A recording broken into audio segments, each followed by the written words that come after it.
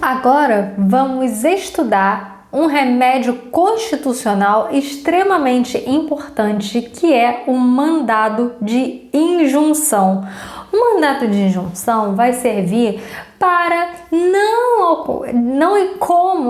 a ação direta de inconstitucionalidade por omissão, que vai ter um efeito erga omnes, que apenas vai declarar in mora o poder legislativo ou o órgão competente para elaborar aquela lei. Aqui nesse caso, a gente vai estar diante de quê? A gente vai estar diante de um caso concreto em que uma pessoa natural ou jurídica, nacional ou estrangeira, esteja tendo a impossibilidade de exercer certo direito em virtude da falta de norma regulamentadora. Se assemelha muito à ação direta de inconstitucionalidade por omissão, realmente. Se assemelha porque o objeto de fato é uma norma de eficácia limitada, que depende da norma regulamentadora para poder ter a sua eficácia plena, ou seja, enquanto não há a norma regulamentadora, aquele direito constitucional está impossibilitado de ser exercido. Em outras palavras, há uma omissão constitucional, inconstitucional. Aqui nesse caso, o mandado de injunção vai ser impetrado para sanar essa lesão ao direito fundamental. E, diferentemente da ADO, em sede de mandado de injunção, o STF adota a teoria concretista. E o que seria essa teoria concretista? É concretizar até o advento da norma regulamentadora a lei, a forma como o impetrante vai exercer aquele direito e pronto, vai resolver o problema. Em outras palavras, a teoria concretista faz com que o STF diga exatamente como o impetrante vai exercer aquele direito enquanto a norma regulamentadora não existir, ou seja, vai resolver o problema da pessoa.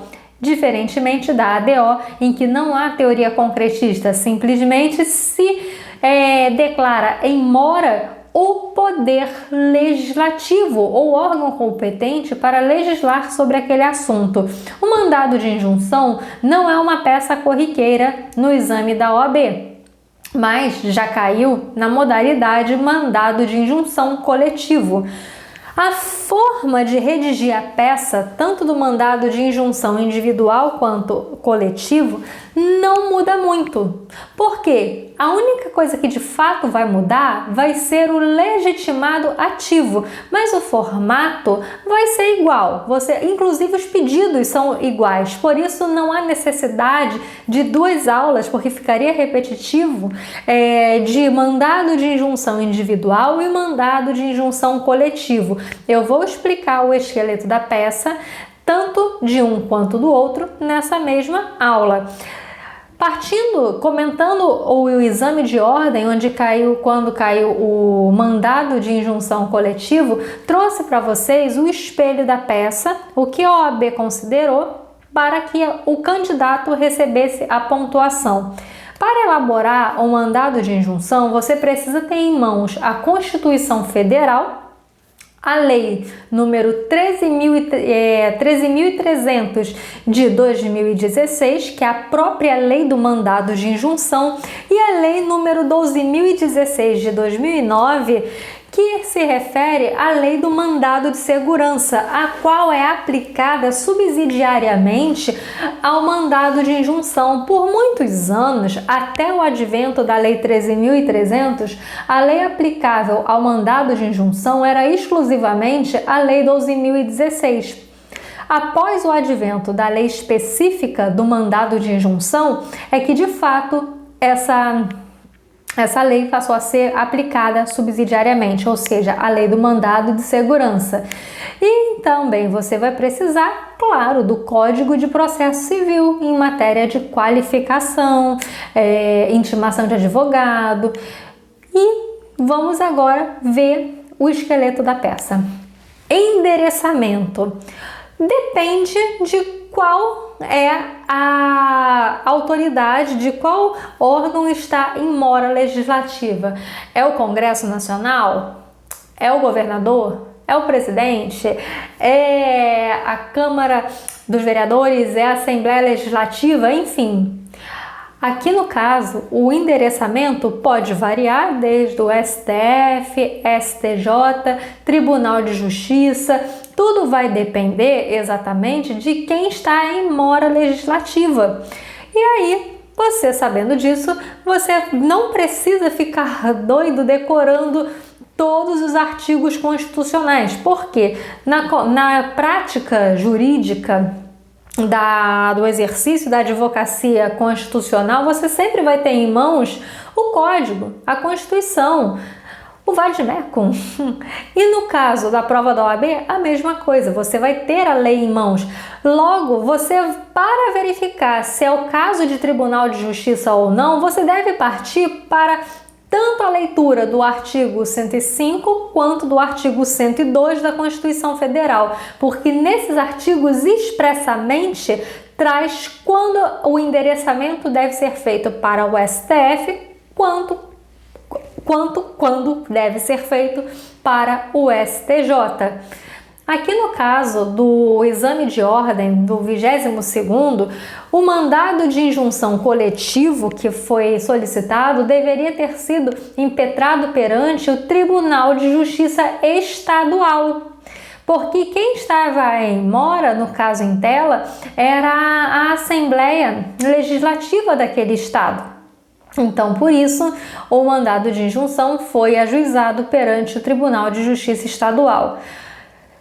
Voltando àquela questão de como estabelecer o endereçamento do seu mandado de injunção. Você deve ir por eliminação. Antes de você pode até ter certeza de que é o Tribunal de Justiça, mas não custa nada você fazer a leitura do artigo 102, inciso 1, a linha Q, que menciona o seguinte: compete ao STF, principalmente a guarda da Constituição, cabendo-lhe processar e julgar o mandado de injunção quando a elaboração da norma regulamentadora for atribuição do Presidente da República, Congresso Nacional, Câmara dos Deputados, do Senado Federal, das mesas de uma dessas casas legislativas, do Tribunal de Contas da União, de um dos tribunais superiores ou do próprio STF. Nesses casos, o foro foi estabelecido aqui já no caso já específico do STF. Quando vai ser julgado pelo STF? No caso dessas autoridades aqui serem as responsáveis pela edição da norma regulamentadora. E quando vai o mandado de injunção para o STJ? Nesse caso, você vai no artigo 105, inciso 1, a linha H, onde menciona que compete ao STJ processar e julgar originariamente o mandado de injunção quando a elaboração da norma regulamentadora for atribuição de órgão, entidade ou autoridade federal, da administração direta ou indireta, excetuados os casos de competência do STF, órgãos da Justiça Militar, da Justiça Eleitoral, da Justiça do Trabalho e da Justiça Federal. Aqui é o caso de justiça especializada. E então, nesse ponto,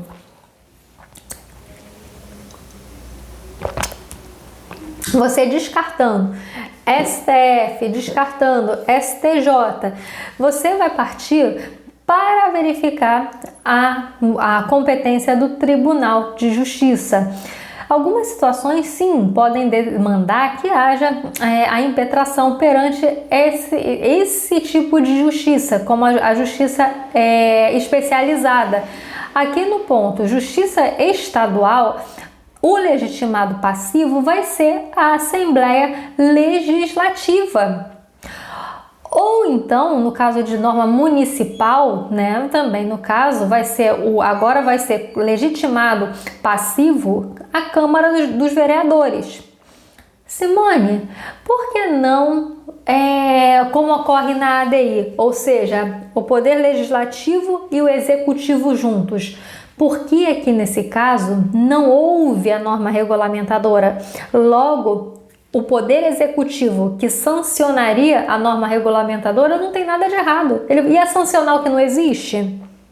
Não é como no caso da ação direta de inconstitucionalidade, em que você menciona tanto o Poder Legislativo quanto o Executivo, ou seja, Congresso Nacional mais presidente, Assembleia Legislativa mais governador do estado, porque ambos participaram da edição daquela lei inconstitucional. Aqui nesse caso, a lei ou ato normativo não existe, ou seja, não há porquê você colocar como legitimado passivo o Poder Legislativo e o Executivo. Você tem que colocar apenas aquele que é o responsável pela edição da lei ou ato normativo. Então, no caso, lei estadual, Assembleia Legislativa, lei federal, Congresso Nacional. Agora, tem situações em que a própria Constituição menciona que a lei federal vai ser de iniciativa privativa do presidente da República. Então, nesse caso, você não vai colocar o Congresso Nacional, você vai colocar como legitimado passivo o presidente da República. Eu trouxe isso aqui nessa aula por escrito, está lá no artigo 61 da Constituição Federal. Aqui no ponto, se a lei estadual for de iniciativa privativa do governador, o legitimado será o governador do estado. Isso está na Constituição expresso?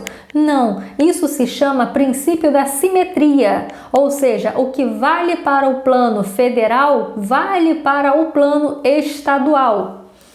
E aqui então, nesse caso, pelo o princípio da simetria, que não está expresso na Constituição, você deduz que se o caso for norma de competência do Congresso, aqui no caso estadual, a competência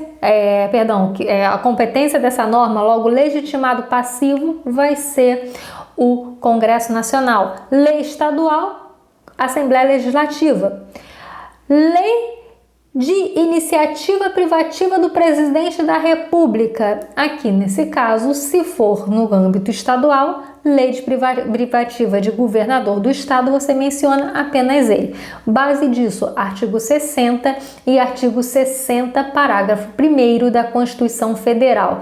O artigo 60 menciona a quem compete a lei federal e o artigo 60, parágrafo 1º, estabelece os casos em que a lei federal é competência privativa do presidente da República.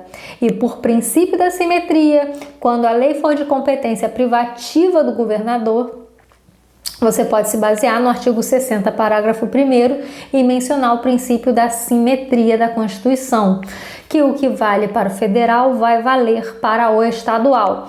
E então, nesse caso, se for lei estadual, governador do estado, Câmara dos Vereadores, prefeito, nesse ponto você vai colocar excelentíssimo senhor doutor presidente do Tribunal de Justiça do estado tal. Quanto ao legitimado ativo, ele está estabelecido tanto no artigo 3º quanto no artigo 12 da Lei 13.300.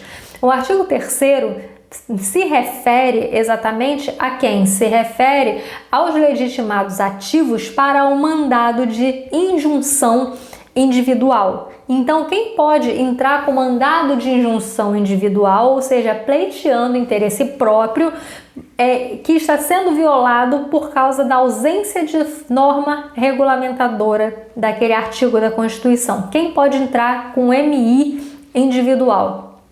Artigo 3º. São legitimados para o mandado de injunção como impetrantes as pessoas naturais ou jurídicas que se afirmam titulares dos direitos, das liberdades ou das prerrogativas referidos no artigo 2º. E quem é o réu? Quem é o legitimado passivo? O poder ou órgão ou autoridade com a atribuição para editar a norma regulamentadora. Esse é o réu.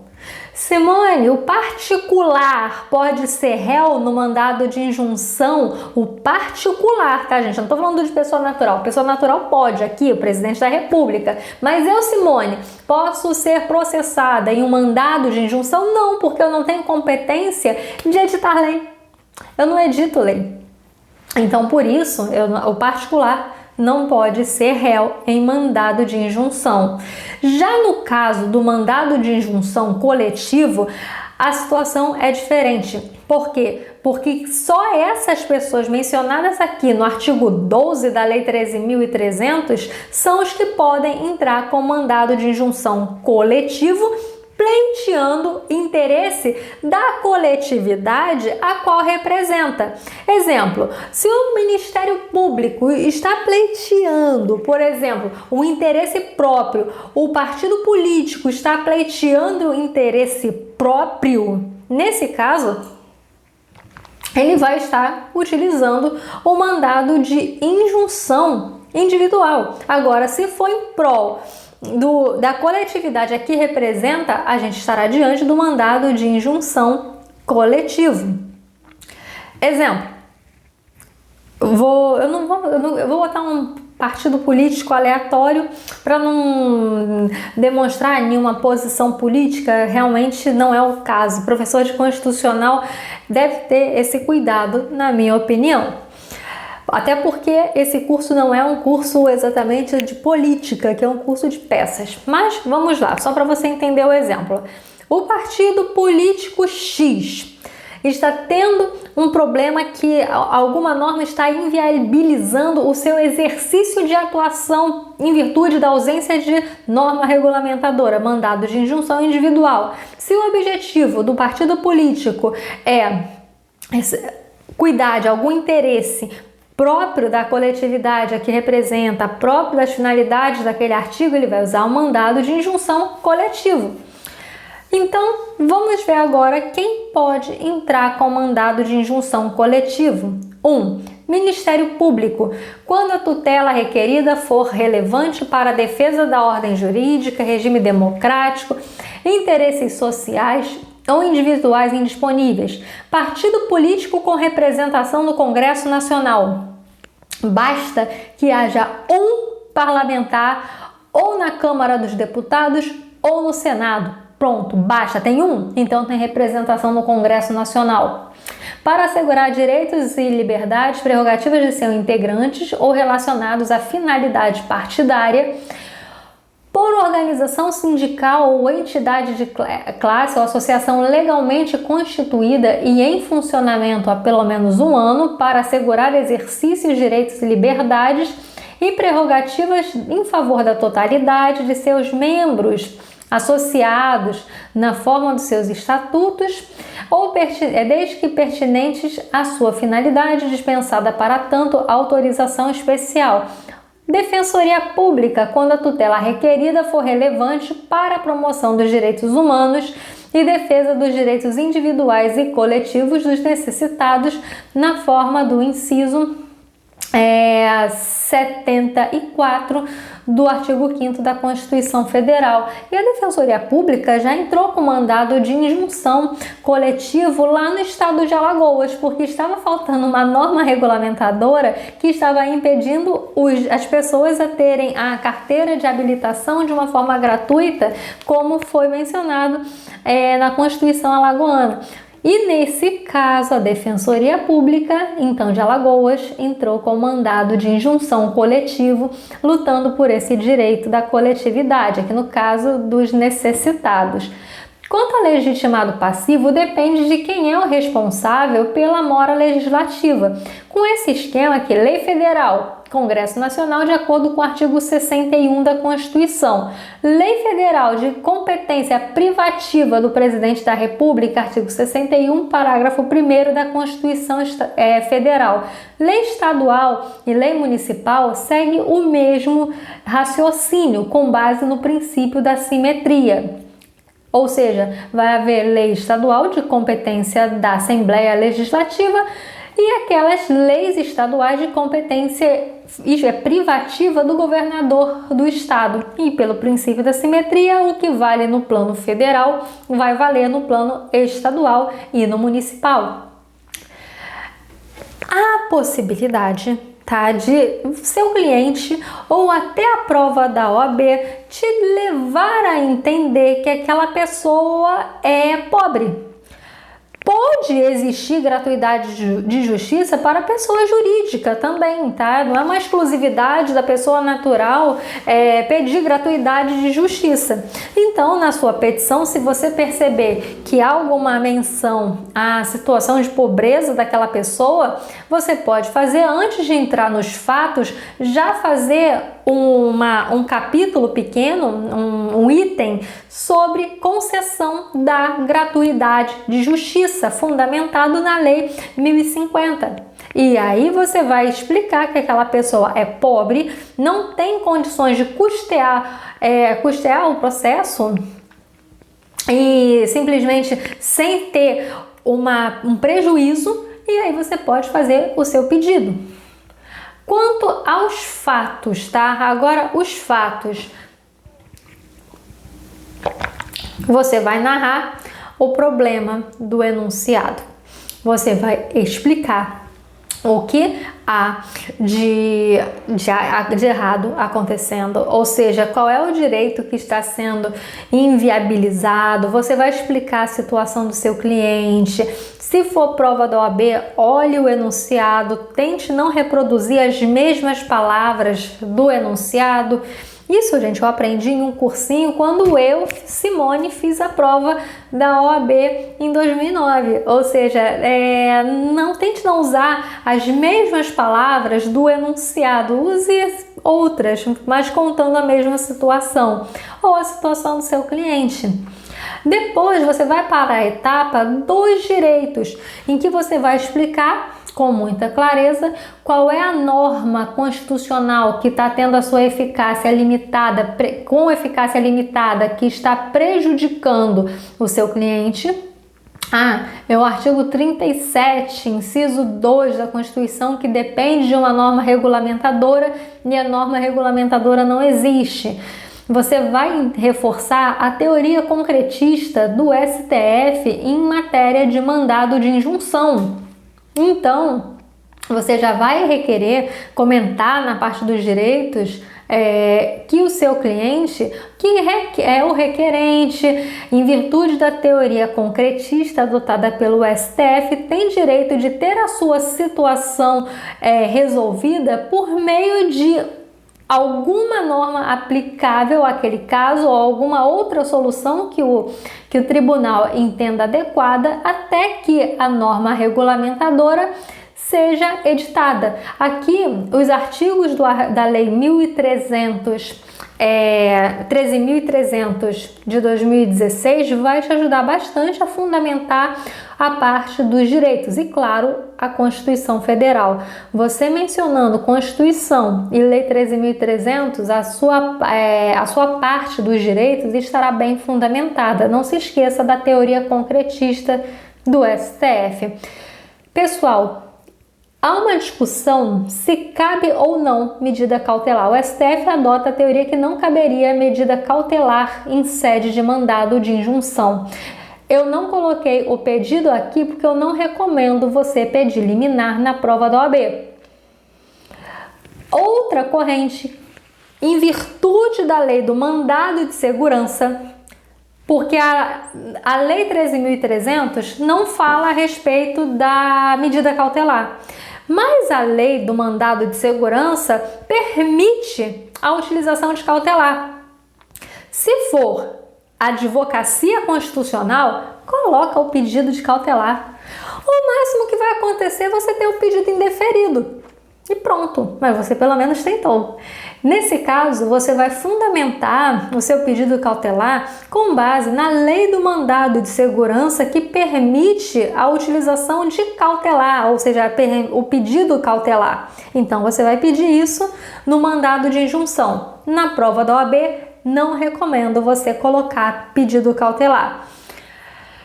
Depois, você deve explicar o cabimento do mandado de injunção. Você vai explicar que a mora legislativa, que a Constituição Federal foi elaborada em 1988, então ela tem mais de 30 anos, o que não justifica a falta da norma regulamentadora daquele artigo constitucional. Afinal, o que se busca da Constituição é a sua máxima eficácia e não uma teoria, algo que fica na teoria e não é concretizado.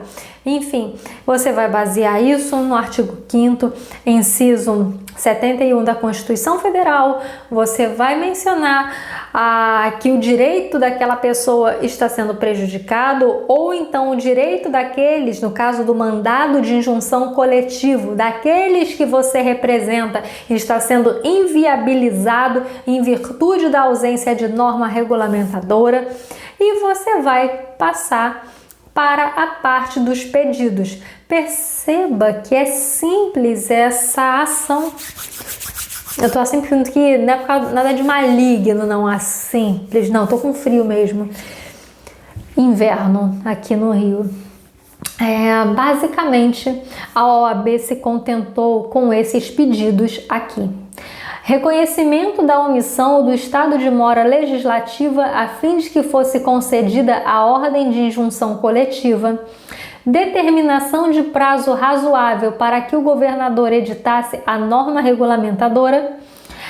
Supressão, que fosse suprida a omissão normativa, garantindo-se a efetividade do direito ao adicional noturno. Em outras palavras, olha a teoria concretista aqui. Aqui, primeiro, reconhecimento da omissão, prazo para que o poder legislativo, ou aqui no caso o governador, legislasse, criasse a norma regulamentadora necessária. Depois, que fosse suprida naquele caso concreto a omissão normativa a fim de dar efetividade para aquela pessoa, para o impetrante do mandado de injunção.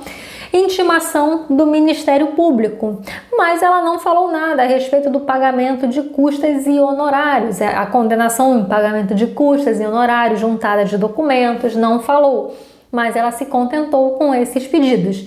Então você vai pensar reconhecimento da omissão, prazo para sanar a omissão, criação da forma que o STF estabelecesse para concretizar o direito da pessoa, intimação do Ministério Público. Esses 4 pedidos aqui foram os considerados pelo espelho da OAB para que o candidato tivesse a pontuação completa. Agora, no caso da advocacia constitucional, vocês vão ver que há mais pedidos a serem feitos no mandado de injunção. Trouxe então agora o esqueleto de uma peça de mandado de injunção, a fim de que você veja na prática como elaborar a sua peça de mandado de injunção. Então, vamos lá.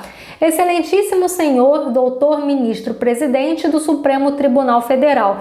Isso se no caso o legitimado passivo for o presidente, for o próprio STF, for o Congresso Nacional, como a gente viu no artigo 102, inciso 1 da própria Constituição, que menciona os casos, a linha Q, que estabelece os casos em que o mandado de injunção vai para o STF. Mas poderia ser, no caso do artigo 105, excelentíssimo senhor doutor, ministro presidente do Superior Tribunal de Justiça, ou então do Tribunal de Justiça do Estado tal, para que, dependendo de quem é o legitimado passivo. Em outras palavras, o que vai determinar a competência, o endereçamento do mandado de injunção é o legitimado passivo. Isso é o que vai determinar. E aqui nesse caso, vejamos, impetrante, eu coloquei aqui um mandado de injunção individual, já que a gente comentou a prova da OAB sobre o mandado de injunção coletivo, não há alteração sobre a elaboração da peça, porque a única alteração de fato é a questão da legitimidade ativa, algo que você vai explicar na sua parte do legitimado ativo, você deve explicar isso. Então vamos lá. Nome do impetrante, Estado Civil, se há ou não união estável. Por que isso, gente? Porque é mandamento do artigo 319 do Código de Processo Civil. Repare que não pede nem sequer a nacionalidade da pessoa. O artigo 319, né, que é o novo processo civil, Código de Processo Civil, retirou da qualificação a nacionalidade da pessoa, até porque um mandado de injunção pode ser impetrado por um estrangeiro que esteja sendo prejudicado pela ausência da norma regulamentadora relacionada ao seu direito constitucional de eficácia limitada. Então, voltando, titular da identidade número, inscrito no CPF sob o número, se for pessoa jurídica CNPJ, residente domiciliado na rua tal, se for pessoa jurídica com sede na rua tal, e-mail, que é muito importante, residente domiciliado ou com sede na rua tal, vem por seu advogado, que esta subscreve, procuração anexa, é necessário advogado para o mandado de injunção. Seja coletivo, seja individual, é essencial a figura do advogado. Seguindo, por seu advogado, com endereço profissional em, e-mail em, impetrar com fundamento no artigo 5º, inciso 71 da Constituição Federal e Lei 13.300 de 2016, mandado de injunção em face do impetrado. E aí você vai colocar em face de quem? Em face do Congresso Nacional? Em face do Presidente da República, se for lei federal de competência privativa do Presidente da República, então você vai qualificá-lo. Em virtude da omissão ou regulamentação insuficiente do direito constitucional previsto no artigo tal, pelos fundamentos de fato e a seguir expostos, da competência do STF, não precisa fazer nada imenso, mas você deve... estava vendo se eu tinha clicado em algum botão errado, não. Mas você deve explicar o porquê que o STF o órgão competente, a corte competente para julgar o seu mandado de injunção. E aí eu trouxe uma redação explicativa em que você pode se inspirar para fazer qualquer mandado de injunção. Primeiro aqui, da competência do STF. O que eu expliquei para vocês? Que a competência é determinada de acordo com o legitimado passivo. Então, primeiro, você vai dizer quem é o legitimado passivo e se ele se enquadra no artigo 102 da Constituição Federal, inciso 1, a linha Q. Aí, se fosse o caso do STJ, você ia mencionar a lei de iniciativa do legitimado do STJ. E no caso, o artigo 105, inciso 1, agora eu não me recordo a linha, pelo amor de Deus, gente, não cobre que eu lembre a linha de cabeça também. De acordo com o artigo 105, inciso 1, tal, é o STJ que é competente. No caso aqui em tela, o STF é competente porque, de acordo com o artigo 61 da Constituição Federal, a iniciativa para a elaboração de leis ordinárias cabe a qualquer membro da Comissão, da Câmara, do Senado ou Congresso Nacional, ou seja, todo o pessoal previsto no artigo 102, inciso 1, a linha Q, que menciona que, nesse caso, quem irá processar e julgar o mandado de injunção será o Supremo Tribunal Federal. E pronto, você consegue justificar a competência do STF. Em outras palavras, para você justificar a competência do tribunal em que você está impetrando o mandado de injunção, você deve explicar duas coisas: quem tem a iniciativa e se aquele que tem a iniciativa está ou no artigo 102 ou no artigo 105 do caso do STJ, e se não for o caso, por questão de princípio da simetria, Tribunal de Justiça. Dos fatos, aqui você vai contar o que está acontecendo com o seu cliente ou o que está acontecendo com o seu com o enunciado da situação problema da OAB. Você vai explicar os fatos com as suas próprias palavras, não repetindo as palavras do enunciado. Aqui no caso do seu cliente, você vai explicar que ele, por exemplo, é um estrangeiro que passou em um concurso público, que ele é um funcionário público e quer pleitear o direito à greve. Apesar disso aqui já está estabelecido, já está resolvido que nesse caso ele vai exercer o seu direito com base na lei seletista, mas ele vai te contar a situação e você vai mencionar aqui os fatos, ou seja, por que ele está tendo um direito constitucional inviabilizado por uma falta de norma regulamentadora. Então, você vai caprichar nos fatos. Olha, gente, algo que eu aprendi na advocacia é que o juiz, o ministro, sabe o direito, mas ele não sabe os fatos. Então você deve procurar caprichar e escrever com clareza os fatos. Não precisa ser algo gigantesco, mas escreva de uma forma que fique bem explícita para o leitor, juiz, desembargador, ministro, o porquê que o mandado de injunção é necessário. Tá? Você tem que explicar os fatos, ressaltando o quão de prejuízo aquela pessoa está tendo. Na etapa dos direitos, você pode colocar dos direitos ou do cabimento do mandado de injunção. E aí você vai explicar que nesse caso a pessoa se enquadra no artigo 5º, inciso 71 da Constituição Federal, fazer uma redação nesse sentido que eu coloquei aqui. O impetrante não consegue exercer o direito constitucional previsto no artigo tal, em virtude da ausência de norma regulamentadora. De acordo com o artigo 5º, inciso 71, conceder-se-á mandado de injunção sempre que a falta de norma regulamentadora torne inviável o exercício dos direitos e liberdades constitucionais e das prerrogativas inerentes à nacionalidade, à soberania e à cidadania. Então, vai apontar a mora legislativa, reforçando que a Constituição é de 1988 e já estamos no ano de 2022, o que não justifica uma demora tão grande para regulamentar um direito constitucional. De fato, o Poder Legislativo não tem obrigação de legislar, mas aqui o mandamento é constitucional, daí que a mora legislativa se torna muito grave.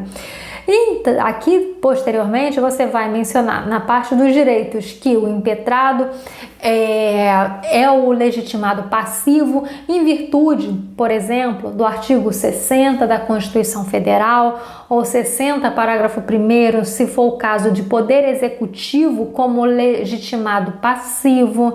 Você vai mencionar, mas claro, dependendo da situação, você vai mencionar outros artigos da Constituição, porque a parte dos direitos não é só para você dizer, cabe mandado de injunção por causa desse direito constitucional violado. Você pode pegar e trazer outros artigos constitucionais, como, por exemplo, algum artigo mencionado no artigo 5º, algum direito mencionado no artigo 5º, o princípio da dignidade da pessoa humana, ao princípio da igualdade, enfim, você pode adicionar outros artigos dentro da sua etapa dos direitos, da parte dos direitos.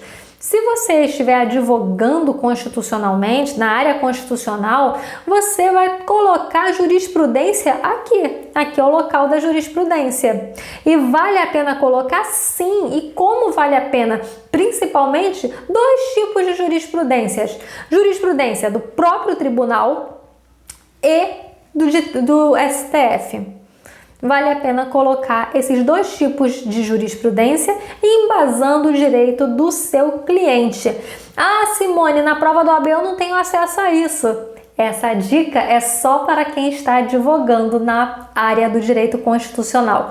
Esqueça a dica da jurisprudência aqui nesse caso, que você não tem como acessar a jurisprudência em matéria de mandado de injunção. Você não tem como acessar o site do STF, do Tribunal de Justiça, mas a lei você deve mencionar. Você deve caprichar nos seus fundamentos de direito. Não seja preguiçoso nessa hora. E vai falar sobre a teoria concretista adotada pelo STF, em que o seu cliente ou a pessoa mencionada no exame de ordem tem direito a que o tribunal estabeleça as condições que ela entenda pertinente para que aquele impetrante exerça o seu direito enquanto a norma regulamentadora não foi editada. Então, nesse caso, você vai mencionar a teoria concretista do STF. Preciso de adicionar jurisprudência número tereré?